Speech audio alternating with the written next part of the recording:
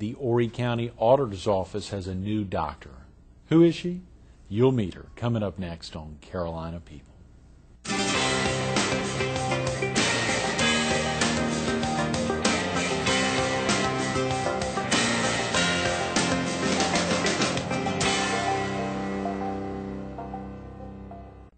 Good morning. Welcome to Carolina People. This morning we're at the Beach First Center on the corner of 38th and Grissom Parkway. We're focused on the March of Dimes, and we're visiting with its past chairman, the Honorable Dr. Lois Eargle. Good morning. Doctor, I like that. I know. How about it? That's right. Oh, this is a beautiful, beautiful setting in here. Isn't it tremendous? I'm so glad we're here today. You got in here earlier this morning and rode the Yes, elevator? I'm telling you. Well, you're getting up early and coming 15 miles. Worth it all. Absolutely. Isn't it a beautiful facility? Yeah. This is the administrative offices. Yes. You know, coming in, it looks like sort of like a hotel. Yeah, you know, and, the old Patricia Hotel. Patricia Hotel. Yeah, you told me that before we started. That's but right. And if the viewers haven't seen it yet, it's worth a trip just to come by and take a tour. It is. It is. And there was a big piece. We did a big piece on it being one of the first, if not the first, green building in Horry County. The building that went through a lot of environmentally sound and upfitting of procedures and opening it up just a couple of months ago. That makes a lot of people happy. That's right. Oh, absolutely. Very definitely. And it has been the Honorable Lois Eargle for 30 years, but the doctor just came in recently. It did, and Greg, I cannot tell you how humbled and that I was that they bestowed that honorary degree on me.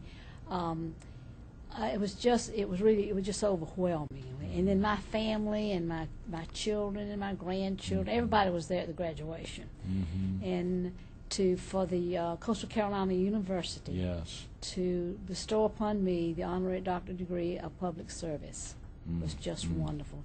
But now listen, somebody asked one of my grandchildren, said, "What's your grandmother do?" And they said she's a public serpent. So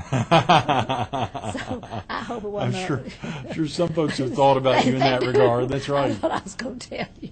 And it was so exciting. And then we had a dinner that night. My family did. Oh, and yeah. we had about 152 guests. Out of the church. That's right. Was that at Langston? It was at Langston Baptist Church in the Fellowship Hall, but most of the people there were from all over everywhere. Oh, yeah. I heard folks are traveling in. Yeah. I'm sorry, Emma Claire and I were doing something that night, and I couldn't get out there, but I know missed you. A ton I knew of you folks. were with me in spirit. Absolutely. Yeah. A lot of folks were heading out there, and you're right, from all over. Yeah. Must have been from more than just the Carolinas. It was. Yeah. It was. And I'm just so grateful that God has granted me the opportunity to be in this position and be a servant to the people.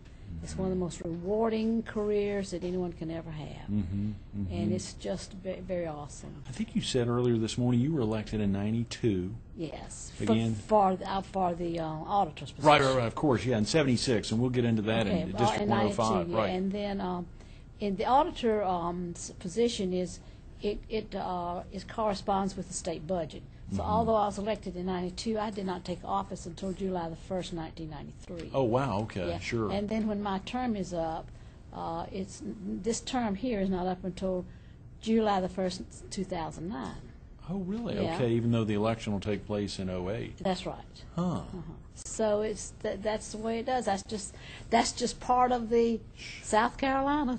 People don't understand why we do things like we do. No, that's so just part of it. many Yeah. years down the road, when you decide to step out of office, then someone will take that position in July of a year, That's of right. whatever year it is. So it follows the fiscal year of the state. That's right. Huh, that's very interesting. You didn't know that, did you? I did You not. have learned something today. I hope I'm not the only one. Hopefully we got a couple of folks tuning in Yes. this morning to experience that I've as enjoyed that. On this, I have enjoyed every elected and appointed positions I have been in. And this position here gives me an opportunity to help people that is so confusing about the tax structure. Totally. And confusing about personal property taxes and homestead exemptions Yes. and then real property. And it gives me an opportunity to help people, and I just have enjoyed that part of it. The auditor's position has given me more opportunity to help more people and be a public servant to more people than any other position that I have had. Even then as service as a House member in the Yes. State House. Yes. Of course, now back then, probably today is different because Right. the population is so much greater now than it was back in whenever I served in the House. Right. But whenever I served in the House, I was talking last night with someone, and they were telling me about a particular representative that you just can't get in touch with. They just can't get them on the phone. And I thought, I can't understand that. I answered my own telephone. Because that's what I believe, that if you are elected by the people to be a servant to the people, right. well, by George, you ought to be accessible to the people. To all people. All people. Yeah, right. absolutely. My door's open. I don't close my door in my office. It's open. If you're in there and you want to speak, you walk into my office. That's tremendous, so, Lois. I don't think I knew that. I mean, obviously, yeah. I understand it seems obvious. Yeah. But a lot of folks, as you say, are virtually inaccessible. Yeah, and I'm not doing that. As long as I'm elected by the people, I'll be a servant to the people. And speaking of that, not only by the people, but of your peers, I believe you shared with me that recently you've been elected president of the South Carolina, give me the name, it's a long acronym. Yeah. Very impressive. Yeah. South Carolina Association of Countywide Elected Executives. Countywide elected executives. That includes every office that's elected countywide, including Wow. the sheriff and the treasurer, auditor, probate judge, and the Melanie coroner. Huggins, the clerk of court, and the coroner. And it's a very large organization. And what we focus on mainly is to allow the people to continue to vote on elected officials. Mm-hmm. There is a move out there, and has been a move for a while, to appoint the auditor and the treasurers and all the county elected officials. Huh. And I do not believe that is in the best interest of the people. Let me give you a prime example of that. Yeah, sure, please. Greg. Patsy Stone and I spoke about that one time. Did you yeah, really? we did, but Yeah. please. Let me give, for instance, insurance. Our insurance premium is going up so high. We had the insurance commissioner, who is appointed by the governor now, an appointed position, came down. She sits up there and she says, "There's nothing I can do about it." Well, someone asked the question, why is it that the rates in North Carolina and the rates in Georgia are cheaper than the rates in South Carolina? And guess what? The insurance commissioner in North Carolina, the insurance commissioner in Georgia are elected by the people. Both elected. By Wow. the people. And there are 2 bills already that has been filed in the legislature to require the insurance commissioner to be elected by the people. Really? And so, because let me tell you, if she had to answer to the people, she'd do something about them rates. I'll tell you that right now. That's a See fascinating point. I hadn't even contemplated that. Another thing I've learned this morning. Yeah. So if I was living in North Carolina or in Georgia, I'd be in better shape with my You insurance would. rates. You sure would. Car insurance. That's the reason why we have such a problem with people registering the cars in North Carolina and out of state. Rates are cheap. You mean car insurance rates as well, not just the property That's exactly rates? right. And I contribute that to the fact that the insurance commissioner is elected by the people. That is And fascinating. if it ever comes to the point that the people in Horry County, if county council ever said, we want to give it to the people because we want to appoint the auditor and the treasurer. Right, That's sure. come up several times. Oh, yeah, I bet. Yeah. Particularly by your opponents. Yes. Yeah. Well, And maybe what- not, because yes, that well- means they'd never. Yeah. So what you do is you better be careful because you might get you might not want what you get. Right, Because if you get a person that's elected by the people and you have a problem, they're gonna adhere to your wishes Right. or you don't get elected Or next nothing. time. That's right. And I think it's good. Now, of course, I'm not saying they can do everything, but I never shall forget, Greg, you love this, when I was elected to the House of Representatives. Yeah. The first thing I did was I had a hearing about the hunters and the trappers. This was in 76, 77. Right, yeah. right. Now, somebody told me, said, now, when you're elected, don't you ever get involved with anything with the fur, fins, or feathers. You're in trouble.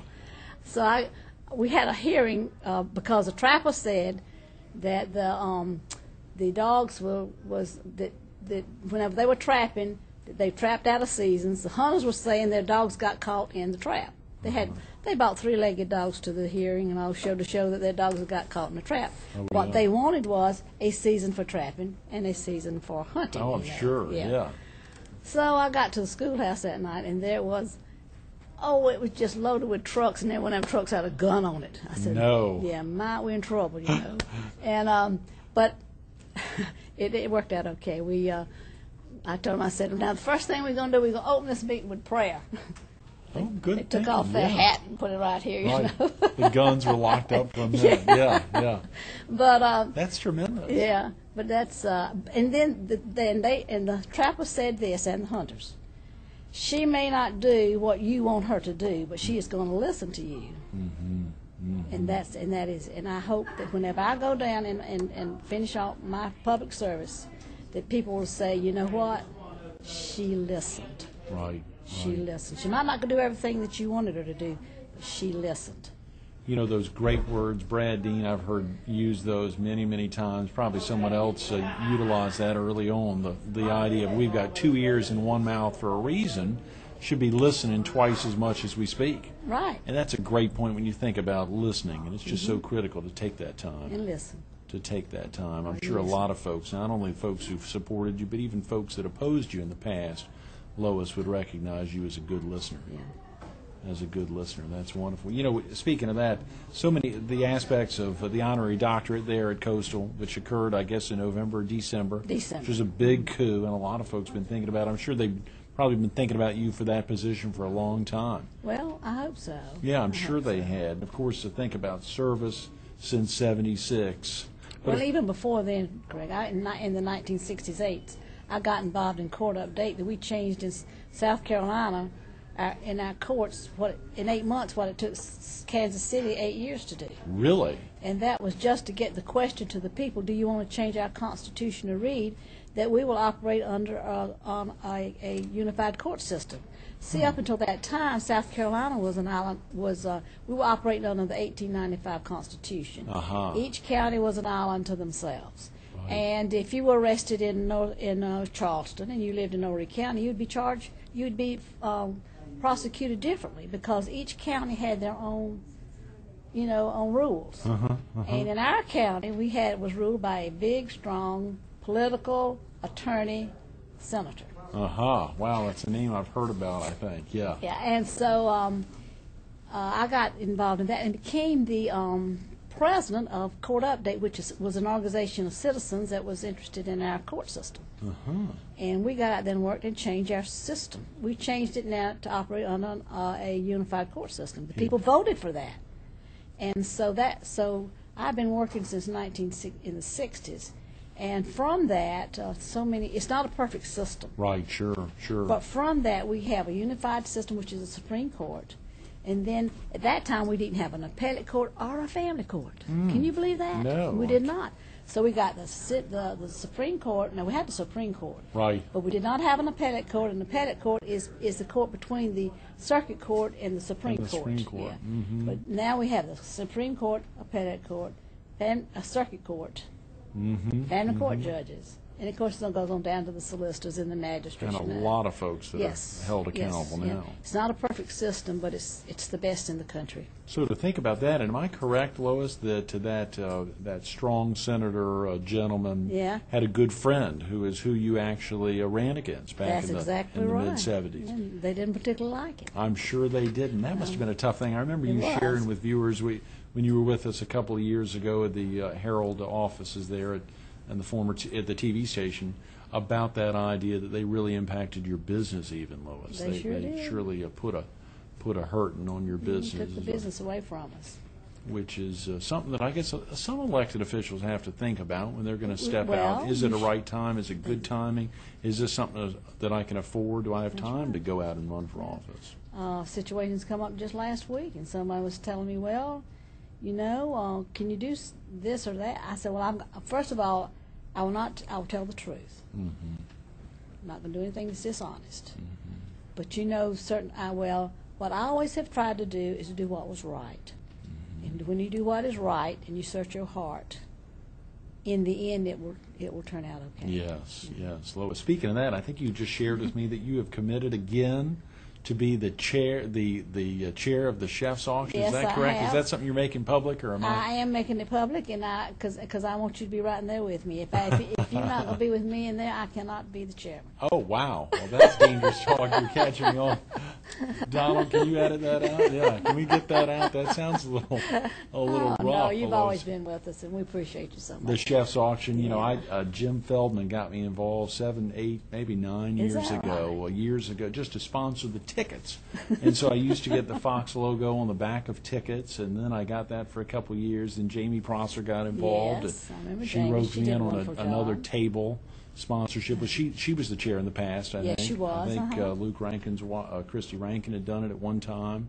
In the past, years ago, there have been a lot of great chairs, but you've been chairing that for what, 3 or 4 years? 3 years, and this year will be 4th year. Is that right? Golly, It Lois. goes by fast, doesn't It does, Yeah. it does. It's a And- fun, I enjoy it because it's a fun, well, number one, it's for a good cause. It's for, the mission, saving babies, is just dear to my heart, and I believe that's close to Jesus Christ. Yeah. Because he says, told him, suffer the little children come unto me, for theirs is the kingdom of heaven. And it's a good cause. And I like their mission. I like the way they spend their money. 90% of it goes back into the programs, Right. research and all. But I love the people. It still goes back to the people. We have such a wonderful group of people who come and support us at the chef's auction. It's a lot of fun. We have Right. it's great. Good food, very great. Absolutely. And Joe Fisher was with us yesterday on the show. And of course, I think on Wednesday you all had a board meeting. Kathy Douglas and Holly Hayes were in town, and of course that was exciting. Yeah, she is. Of course, Kathy is a chairman over all Statewide, the big dog. I mean, the big person. The big dog, The yeah. big something. The big dog. That's right. She is the big dog, and with a long career in service. And at one time, she was fighting the number 1 and number 3 killers. She used to be involved with the Heart Association down in Charleston, and now is doing great gangbusters with that position over the state for the March of Dimes. Yeah. Well, you know what, Greg? I have been involved in March of Dimes since the '60s. No. We used to have the walk. Yes, whenever we used to have the Mother's Walk. I Is remember. that right? And I lived in Sumter. Right. And I organized all of Sumter for the mothers. We're getting a mother on each block to I take did that not know block. that. Yes, and so I've been involved with March of Dimes for a long time. I should have talked to Joe about that yesterday. Yesterday yeah. morning, because She particularly probably since forgot she's about got it. family there in Sumter. Yeah, she probably forgot about it. I'll let you tell her that. I'll do That's that. right. We saw her husband recently. Yeah. We think about recently. We've been hearing a lot about boats, and of Oh, course we used to hear a lot about license plates. And it's fascinating. I visited the county's website or your website on Yeah. I think it's at orycounty.org. Yes, it is, And of it course is. the auditor's page is on there, and I think I printed it out as 5, 6, 7 pages, and has a lot of frequently asked questions. Yes. If a viewer was interested in learning more about the auditor's office and they did not have internet access, what's the best way that a viewer is? You've got some locations other than Conway, but is there a common phone number Yes, that someone it could is. call? You can call 444 Okay. 6144. Okay. If you can remember 4, you got it. you Yeah, got it. 843-444-6144. That's right. Okay. That's one, and then the one in Conway is 915-5050. Oh, another easy number, Yeah. 915-5050. I better write that down, 915-5050. And we'll be glad to send you some information. Or, Greg, there was a gentleman in my office last week, and he would have qualified for homestead exemption 3 years ago, never applied. Right. And people don't realize that that they can do. I mean, they can. There are breaks they can get, and they don't have it. One lady, elderly lady, came in. She was paying 6%. It was her own home, and she could qualify for the 4%. Wow. So I've always said that if you have a question about your taxes and you don't ask it, then you're silly. Oh, yeah. Because and it's never ever a stupid question. Not when it comes to your tax, to your money, That's a great point. I saw a frequently asked question on there that I bet a lot of folks ask, where they say, I was at a car dealership and they told me my taxes were covered. You have hit a good And point that was a right great, there. and the answer was something that I'm sure a lot of folks don't think. I won't answer it for you. Share with And viewers. it says that whenever you buy a new car or you buy a car, they'll say, "Oh, don't worry, your taxes have been paid." They're talking about your sales tax, that $300 that they send to the state. That does not include your personal property taxes. Right. Because whenever you buy that car, they're going to send us a copy of that dealer affidavit. And then from that, we make a bill, and you'll get a tax notice from personal property. And then you'll say, "Well, what is this? They told me my taxes were paid," So it's a lot of questions, and it is confusing. Right. I get confused sometimes myself, you know, and so we it called is. her on air on that, yeah. And it's but it's worth it. Now, in the past, Greg, I have had numerous, and I believe in this so much, public meetings, you know. Right. And all over the, sure. I've 4 done that, offices yes. countywide, I'm sure you do. Yeah. But it's amazing when you have it. Maybe you might have 4, 5, or 6 show up. People Really? Yeah. They're not that many of the people show up unless, and then many times they don't come in until it's been called to their attention. My Right. goodness, you have been paying this for the Oh, last yeah. 4 years. And fines Yeah. and penalties, sure. That's when it brings. And then that's whenever they come in. So I'm gonna, you know, I'll probably in the near future we'll be having some more of these. You know, we just got a couple of minutes, but a lot of folks have been hearing recently about boats. Oh, What's Lord, going on with boats? yes. And a lot of my viewers may not goodness own gracious, boats. We've but been having boats. 12 years ago, I went to the House of Representatives and testified that we needed to do something about the taxes on boats. Right. It was 10.5% now, personal property taxes on boats. That's crazy. Well, so we have really worked hard, and then I've had a group of citizens who was headed up by Right. Paul Soucy. Right. Paul Soucy. Soucy, Yeah, that's yes. the name I heard out of your office. Yes, and he worked so hard. He kept up with the committees. He kept up with the senators, the House members, and just the progress of the bill. Well, the bill passed the House 3 times to lower it to 6%. That was sort of in competition with North Carolina. Again, it's yeah. 4%. You know. Oh, wow. Yes. So we finally, the legislature in the Senate and the House, they passed a bill. But the thing about it is, it's a terrible bill. It was a terrible bill because it only gave 10.5% for one segment of boats, and you still had to, and 6% for another. But that would have been a nightmare for it. You can imagine we have over 25,000 boats in this county. In Horry County, Yes, I did not yes. know that. Wow. So what the county council did, when I am so proud of them, they amended the state law to say all boats in Horry County will be charged at 6%. Wow, that's a big deal. Now, Yeah. the question to you is this: will somebody challenge it?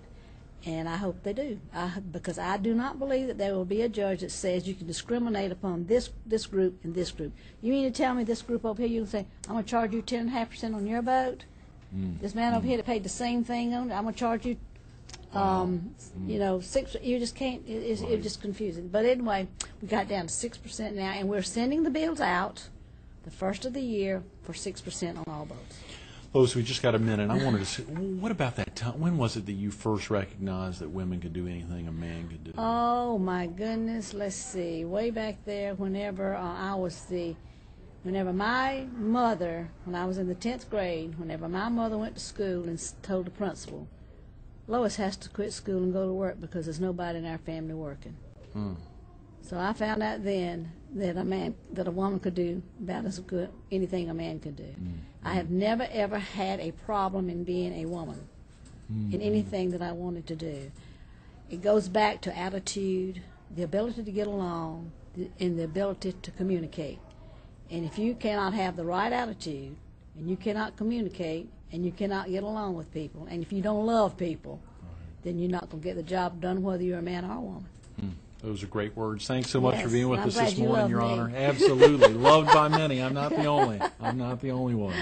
Oh. Stay tuned to more Carolina People with the Honorable Dr. Lois Eargle coming up. So those critical points early in life. Think about that in 10th grade when their mother came to talk to the teachers about pulling her off so she could go, as she talked about off camera, to work at a 5 and dime store. That opportunity at an early age set the stage for 30 years as an elected or appointed official. 30 years serving people. And even her peers, the South Carolina Association of Countywide Elected Executives. It's a big deal to think about, not only recognized by her peers, but by the people of Horry County, and even at an early age by her mother to come and help the family. She's an amazing woman. Check her out at the office. Call over there. Number's easy, 915-5050. Give her a call.